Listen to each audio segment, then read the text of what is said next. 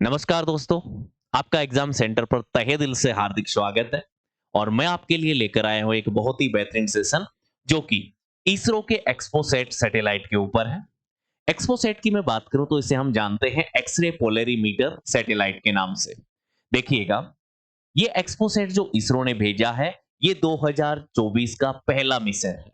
हम जानते हैं कि इसरो ने अपने झंडे गाड़ रखे हैं पूरे वर्ल्ड में, और वो उसके लिए बहुत फेमस भी है। इसरो ने वो काम करके दिखाए हैं जो आज तक किसी स्पेस एजेंसी ने नहीं करके दिखाए। और आज हम उसी के एक मिशन के बारे में जानने वाले हैं।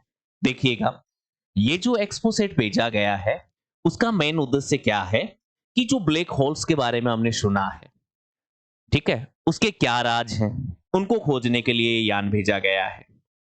और यदि हम इनकी देखो थोड़ी सी बात करें इसरो के बारे में, तो इसरो की इस नए मिशन की गंभीरता का अंदाजा आप इस बात से भी लगा सकते हैं कि जो बातें आपने सिर्फ फिल्मों में देखी हैं या फिल्मों में सुनी हैं, इसरो उनके ऊपर हकीकत में जानने के लिए कदम बढ़ा चुका है कि ये ब्लैक होल्स वगैरह होते क्या हैं। हम उसी को आज जानने वाले हैं। लेकिन उससे पहले मैं आपको लिए चलता हूं कोई छोटी सी बात पर। देखिएगा, हम बात करते हैं साल 2023 के। और साल 2023 में इसरो जो है, उसने उन्होंने बहुत ही बेहतरीन मिशन किए हैं, जिनमें जिनमें सबसे मेन है कि चंद्रयान 3 को उन्होंने दक्षिणी ध्रुव पर उतारकर भारत का तिरंगा लहराया था। साथ में ही सूर्य की ओर भी उन्होंने अपना कदम बढ़ा दिया है आदित्य L1 लॉन्च के साथ ही। देखिएगा, हम बात करने वाले हैं आज जो एक्सपोसैट है उसके बारे में। देखिएगा, मैंने आपको बताया कि जो भारतीय अंतरिक्ष अनुसंधान संगठन इसरो है, उन्होंने काम क्या किया है कि ध्रुवीय उपग्रह प्रक्षेपण यान, जिसको हम जानते हैं PSLV C58 के नाम से। और इस PSLV C58 के माध्यम से क्या किया गया है कि एक्सपोसैट को अंतरिक्ष में छोड़ा जाया गया है। ये जो एक्सपोसैट है ना, यदि मैं इसकी सिंपल सी बात करूं ना, तो इसे हम जानते हैं एक्सरे पोलरीमीटर सैटेलाइट के नाम से। देखिएगा, इसरो का जो ये यान है, जो छोड़ा गया है PSLV C58, ये एक्चुअल में छोड़ा गया है 1 जनवरी को, नए साल के दिन। और ये सुबह 9:10 पर आंध्र प्रदेश का जो श्रीहरिकोटा द्वीप है, वहां से छोड़ा गया है। और आज हम इसी के बारे में बातचीत करने वाले हैं। देखिएगा, मैं आपको सीधा सा लिए चलता हूं। ये इसरो के हमारे आदित्य L1 मिशन है, और ऊपर जो आपको दिख रहा है वो चंद्रयान 3 का मिशन है। साथ में ही हम नेक्स्ट वे में इसकी बात कर रहे हैं जो PSLV C58 के माध्यम से छोड़ा गया है, और इसे हम एक्सपोसैट के नाम से जानते हैं। देखिएगा, एक्सपोसैट जो छोड़ा गया है उसकी एक तस्वीर मैं आपको दिखाता हूं इधर। ये वाला एक्सपोसैट है। इस एक्सपोसैट के माध्यम से क्या किया जाएगा कि जो खगोलीय स्रोत है, उनमें ब्रह्मांडीय एक्सरे के जो ध्रुवीकरण है उनका अध्ययन करने से संबंधित भारत के जो वैज्ञानिक हैं उनका ये पहले प्रयास को दर्शाता है। साथ में देखिएगा, यदि हम इस प्रक्षेपण के बाद में भारत की बात करें, तो ब्लैक होल और न्यूट्रॉन्स, नक्षत्रों के अध्ययन के लिए विशिष्ट खगोल शास्त्रीय वेधशाला भेजने वाला भारत जो है वो विश्व का दूसरा देश बन गया है। देखिएगा, ये जो सैटेलाइट आपको नजर आ रहा है, इसके बारे में मैं आपको बताऊं तो देखिएगा, ये एक्सपोसैट जो है, ये पृथ्वी की निचली जो कक्षा है उसमें भेजा गया है। और निचली कक्षा एक ऐसी जगह है जहां पर हम बात करें तो जहां पर धरती का अंत है और अंतरिक्ष की शुरुआत होती है। इस मिशन को वहीं भेजा गया है। देखिएगा, इस मिशन के बारे में हम थोड़ी सी और जानकारी लें तो देखिए, हम जानते हैं कि वर्तमान में इसरो के जो अध्यक्ष हैं, जिन्हें हम एस सोमनाथ के नाम से जानते हैं, उन्होंने जानकारी दी है कि इसके साथ ही 10 अन्य वैज्ञानिक पेलोडों का भी परीक्षण किया गया है इसमें। और एक्सपोस यानी कि एक्सपोसैट जो है हमारा, उसके साथ में जो 10 अन्य पेलोड हैं, तो जिन संस्थानों के उनमें से एक टेकमी 2 स्पेस है, एक LBS institute of technology for womens के लिए है, और एक KG Soumya institute of technology का भेजा गया है। साथ में देखिएगा, इनसेप्स यानी कि Inspecity space labs private limited का भी भेजा गया है। साथ में ध्रुव स्पेस प्राइवेट लिमिटेड का भी इसमें भेजा गया है। और हम बात करें तो बेलाट्रिक्स एरोस्पेस प्राइवेट लिमिटेड का भी। और इसरो से साथ में 3 पेलोड भी शामिल हैं जो इसरो के भी हैं। ये मिशन भेजा गया है। सबसे पहले मैं आपको जानकारी के लिए बता दूं कि एक्सपोसैट मिशन का जो प्राथमिक उद्देश्य है, उसका प्राथमिक उद्देश्य रहने वाला है कि जो खगोलीय एक्सरे हैं, उनके ध्रुवीकरण का अध्ययन करना है। और साथ में देखिएगा, ये जो वेधशाला है हमारी, जो भेजी गई है, इसका मेन उद्देश्य क्या है कि ब्लैक होल और न्यूट्रॉन, इनके बारे में जानना, अपनी समझ को बढ़ाना, इसके लिए काम किया गया है।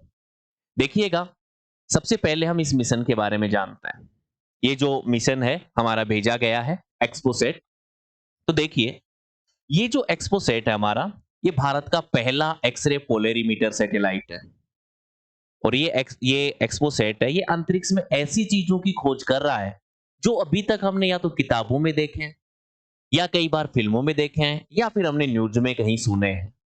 ठीक है, जिनका वास्तविकता से कोई संबंध नहीं मान सकते हम, लेकिन उनकी वास्तव में क्या चीजें हैं, क्या उनके रहस्य हैं, ये जानने के लिए इसरो ने अपनी पहला जो कदम है वो अंतरिक्ष की ओर बढ़ा दिया है।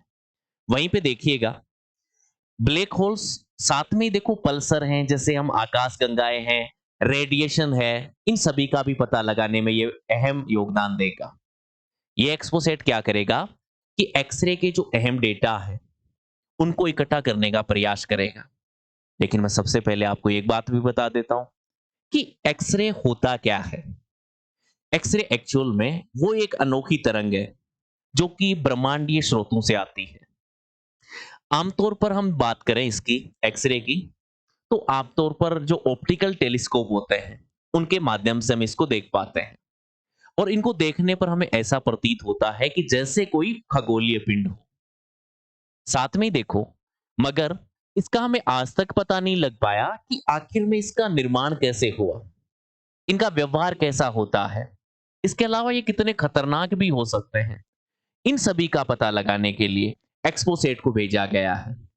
साथ में ही ये एक्सपोसेट जो है वो ये भी देखा गया कि तारों का विस्फोट क्यों होता है, किस रीजन से होता है, ब्लैक होल कैसे बनते हैं, उन सभी का अध्ययन करेगा ये एक्सपोसेट, जिससे हमें अंतरिक्ष में अन्य चीजों को भी देखने को जानकारी जो है हमें मिलेगी।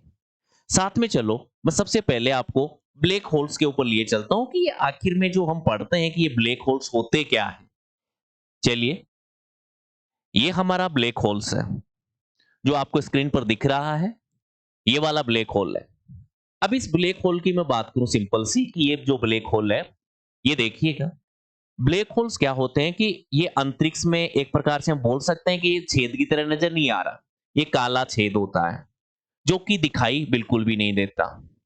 यानी अंतरिक्ष की अंधेरी दुनिया का वो जगह है जिसका हम मान सकते हैं कि कोई अंत नहीं है। और यहीं पे हम साथ में देखें तो देखिए, कह रहा है कि यहां पर जो प्रकाश है, प्रकाश तक आर पार नहीं हो सकता, इस ब्लैक होल्स की ये विशेष बात होती है। साथ में ही इसके अंदर हम बात करें तो गुरुत्वाकर्षण शक्ति है ना, वो बहुत ज्यादा तेज होती है, और इसका जो आकार है वो धरती, सूर्य या किसी अन्य ग्रह तारे से भी बहुत ज्यादा होता है। यहीं पे हम बात करें कि ये कहते हैं कि ये जो ब्लैक होल्स है ना, इसके करीब कोई भी ग्रह या छोटा मोटा उपग्रह वगैरह कुछ भी जाते हैं तो वह उसको अपने अंदर की ओर समाहित कर लेता है। यानी हम बोल सकते हैं कि ब्लैक होल्स एक्चुअल में अंतरिक्ष का एक प्रकार का राक्षस है। वहीं पे थोड़ी सी हम बात करते हैं यहां पर कि ये जो ब्लैक होल है, इस ब्लैक होल्स का जो निर्माण की क्या प्रक्रिया है, कैसे ये बनते होंगे, थोड़ा सा इसकी जानकारी भी हम लेते हैं। साथ में ही देखिए, क्या कहता है कि ब्लैक होल्स ये बनते कैसे हैं। ठीक है, यानी ब्लैक होल्स की हम माने ना, तो ब्लैक होल्स को समझना भी एक प्रकार की पहेली सी है, जिसको समझना बहुत मुश्किल है। यहां पर कह रहा है कि यदि हम वैज्ञानिकों के मुताबिक इसकी माने, तो क्या कहते हैं कि जब कोई तारा अपने अंतिम समय पर होता है, ठीक है, तब क्या होता है कि तारा यहां पर क्या करता है, सिकुड़ने लगता है। ठीक है, सिकुड़ने लगेगा, फिर इसमें एक सुपरनोवा विस्फोट होता है। क्या होता है, सुपरनोवा विस्फोट होता है। और ये सुपरनोवा विस्फोट के माध्यम से क्या होता है कि ब्लैक होल्स बन जाते हैं।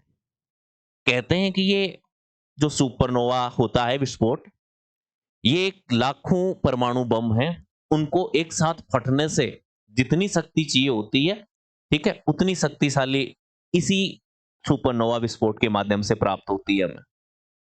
चलिएगा, इसी क्रम में हम ये आज का ये सेशन है उसको एंड करते हैं और देखिएगा आप हमारे साथ बने रहिए। साथ में ही हमारी अन्य ऐसी जानकारी और अन्य जो विशेष प्रकार के कोर्सेज हैं जैसे ज्योग्राफी का हो गया, ठीक है? और आने वाले हमारे कोर्सेज होंगे।